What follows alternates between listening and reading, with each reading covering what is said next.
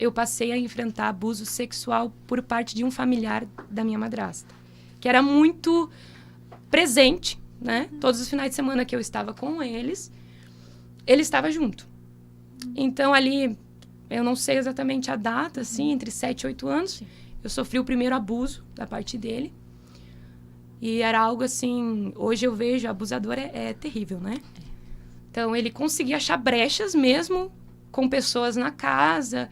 Ele conseguia achar brechas para aliciar, né? Enfim. Então, eu me lembro que da primeira vez que ele conseguiu... eu vou tentar usar as palavras mais amenas aqui, para não... Né? Me colocou no colo dele como uma estratégia de brincar, né? Fazer uma brincadeira. Que enfim. muitos fazem, né? O que muitos fazem, exatamente. Só que eu percebi que não estava comum.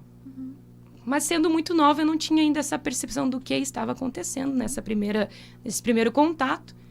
Mas eu fiquei pensativa com aquilo que tinha acontecido. Mas guardei pra mim.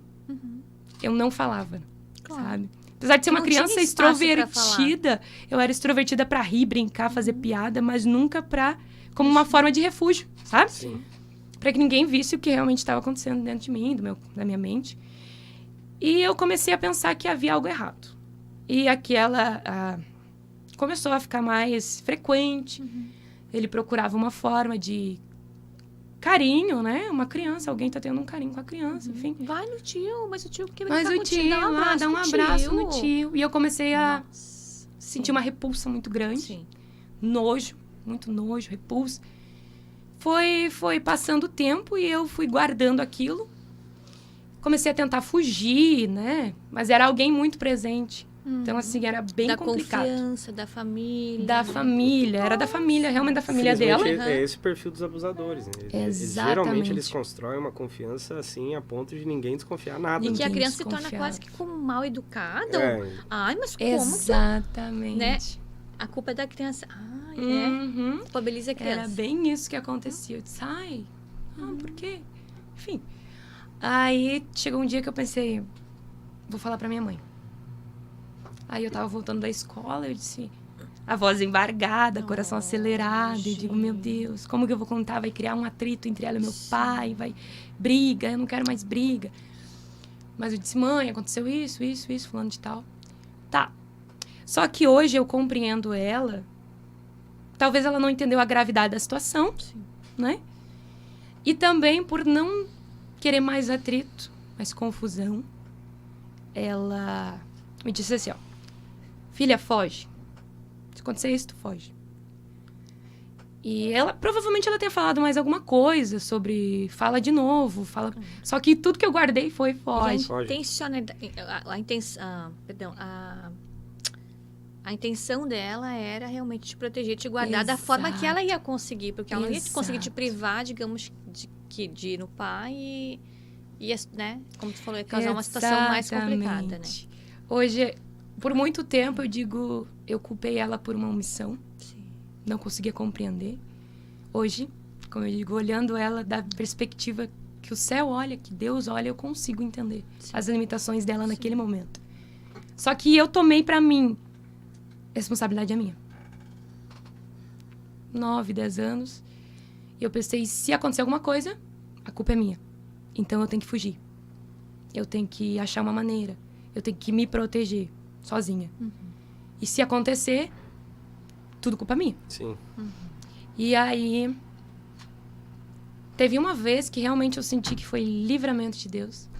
Que foi a última vez, assim, que eu botei um basta naquela situação. Nós estávamos num local bem retirado, toda a família. E eu brincando, ele me seguiu até um lugar distante, porque eu estava distante de todo mundo. Realmente ali o ambiente estava propício para, né, efetuar. E de repente ele apareceu, eu não percebi que ele tinha me seguido até um certo lugar. Pra ver como é a mente de um abusador, né? Meu Deus. Calcula todos os passos. Sim, eu pensei, todos os adultos estão preparando almoço. Era um clube, né? Todos os adultos estão preparando almoço. Saí para brincar, enfim. Só eu de criança. E eu não vi que ele me perseguiu. Eu não vi que ele... E ali eu não tinha força para fugir. E eu vi a mão de Deus naquele momento, assim, sabe? Consegui, de certa forma, fugir, sair correndo, tirei força da onde eu não tinha, né? Expulsei o abusador, saí. Desde então, assim, de todas as maneiras que eu podia, se ele tivesse a 500 metros, eu ia 500 à frente, sabe? Não queria contato, não queria... Mas, de certa forma, tu vê o abusador e ter que crescer vendo a pessoa era muito torturante pra mim, né? Como se a história se repetisse a cada olhar. Claro, só as pessoas não percebiam, teu pai, ninguém olhava, não percebia. Nada. Talvez o contexto, como eu disse, o meu pai e minha mãe, de um contexto muito antigo. Sim. Sabe? De uma família muito... E de não achar que... É que, na verdade, essa previsibilidade de pensar assim, pode acontecer alguma coisa, isso é um diálogo de agora. Isso é um diálogo de agora. Hoje a gente diz, cuidar quando a criança vai no banheiro, cuidar quando a criança vai aqui, com quem a criança vai conviver. Exatamente. Mas, por exemplo, quando eu também passei por isso. Né? Então, na minha época, assim, todas as pessoas que estavam no pátio da minha casa, era incalculável que um dia isso pudesse acontecer. Não se tinha notícia, não se tinha relato, não se tinha nada.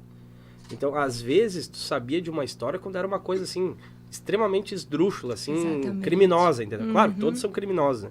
Mas os casos que a gente sabia eram desses casos extremamente criminosos, assim, de pegar uma mulher na rua. Isso aí. Então, não, só que hoje não. Hoje a pauta, ela é muito mais enfática, né? Só que naquela... pelo menos eu tenho 35, tenho mais tempo que tu também, foi abusado mais ou menos nessa época. Mas naquela época, a minha mãe não fazia ideia disso. Não tinha essa proteção, entendeu? Meu pai, ninguém. Sim. Então, querendo ou não existia isso. As pessoas elas achavam que estava tudo bem, né? Porque as pessoas... Elas não dimensionavam isso. Né? E vão pensar, poxa, mas não tinha. Exatamente. Né? Até por isso que hoje eu vejo, quem sabe, a minha mãe não viu a proporção daquilo que estava acontecendo. E como eu era uma criança, assim... Eu estava no ambiente, quando eu estava com a família do meu pai, mas eu não estava, entendeu?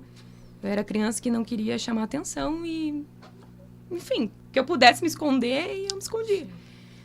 Então, eles não viram, não perceberam.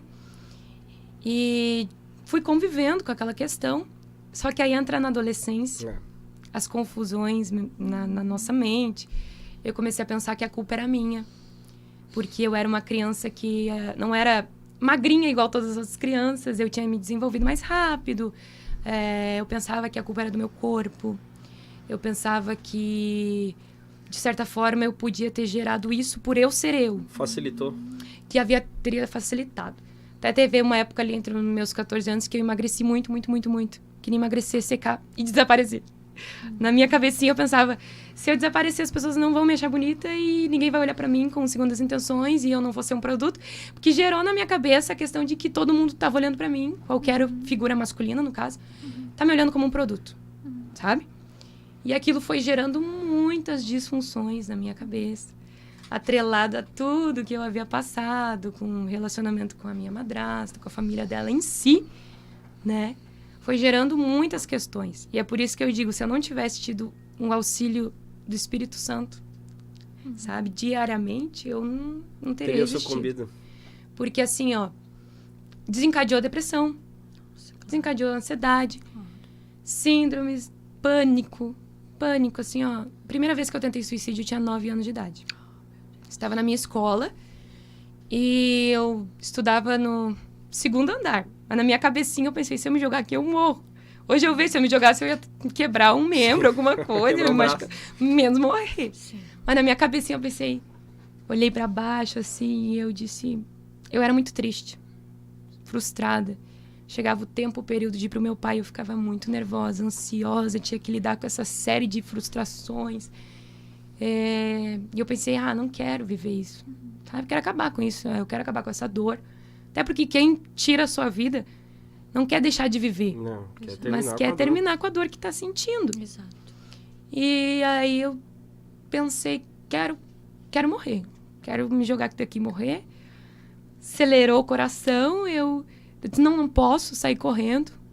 Fui para a diretoria em desespero, né? A diretora chamou minha mãe e disse, a gente precisa encaminhar ela para um tratamento psicológico. Fiz um tratamento psicológico. Não foi assim muito específico, sabe? Foi pelo SUS. Na época, não era aquela questão muito... não teve aquele... Não tive um auxílio psicológico assim como necessitava, sabe? Sim. Aquilo foi gerando cada vez mais, porque com o tempo, quanto mais velha a gente vai ficando, mais, né? Vai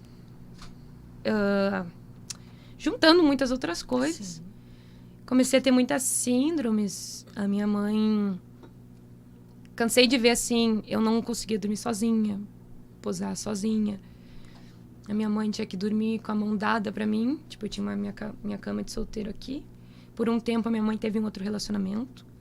Então, e ele entendia, compreendia, assim, foi alguém muito especial. Então, só que eu não conseguia. Então, era a cama de casal deles aqui, a minha de solteiro aqui. E ela precisava dormir com a mão. Tinha que ter essa proximidade. Tinha que ter a mão. Não tinha segurança o suficiente. Ela acordava assim com os braços roxos, com dor, porque ela não podia tirar a mão a noite inteira. E eu era adolescente já, 11, 12 anos. Acordava tendo crises de madrugada, sonhos, e juntava uma questão espiritual com todo o contexto. Comecei a criar paranoias. Será que eu não tô grávida? Mesmo sabendo que o ato não foi consumado, eu pensava, mas e se eu engravidei? E se acontecer alguma coisa? Em todas as paranoias possíveis rondavam a minha mente, assim. Tinha medo da noite, chegava tardinha, assim, me desesperava completamente. E foi uma série de questões que veio acrescentando ali. O ápice, assim, do meu transtorno mental foi ali 14, 15 anos, que realmente eu me esgotei. Sim. Me esgotei. Eu estava ativa na igreja, que é por isso que eu preciso abrir esse parênteses para vocês entenderem. Eu estava ativa na igreja, mas eu não tinha uma liderança com quem eu pudesse abrir o meu coração, porque a minha liderança era o meu pai. Sim. Entende? Ele fez propósitos com Deus, ele criou igrejas, construiu, então ele colocava pastores para gerir as igrejas e a gente congregava com ele. Eu digo a gente porque eu e a minha irmã mais velha, ela é 6 anos mais velha e sempre foi minha melhor amiga. O Senhor também chamou ela se converteu e a gente virou a dupla, né? Então ela sempre me entendeu, foi um acalento de Deus, assim, que eu tive. E a gente congregava com ele. Só que eu não podia abrir para ele tudo o que estava acontecendo. Sim. Porque era a esposa dele. Sim. Era na casa dele, sabe? Então, eu não tive um auxílio de igreja, de liderança. Não tinha um suporte em casa. Então, tudo que eu tinha era eu e o Espírito Santo. Tentando sobreviver, eu digo. Hoje eu entendo que se eu tivesse tido uma estrutura, porque muitas pessoas passam por isso, de fato, mas se eu tivesse tido uma estrutura psicológica, uma igreja, uma liderança saudável, tudo teria sido mais rápido. Sim. Mas se estendeu muito por conta de todo esse processo, acabou durando muito tempo. Realmente eu fui curada desses processos ali com 20 anos. Até então eu fui me arrastando. Sim. Mas sempre crendo em Deus. Quanto tempo eu tenho? Eu não posso passar do horário. Pode ir. Tá bem tranquilo. Porque a gente... Desculpa, Lana. Não, pode. E acho que, de repente, tu e o Dilson têm mais propriedade para falar sobre essa questão. Mas o abuso sexual é diferente de qualquer outro tipo de abuso, né? Parece que aquilo vai ficando na tua mente o tempo todo.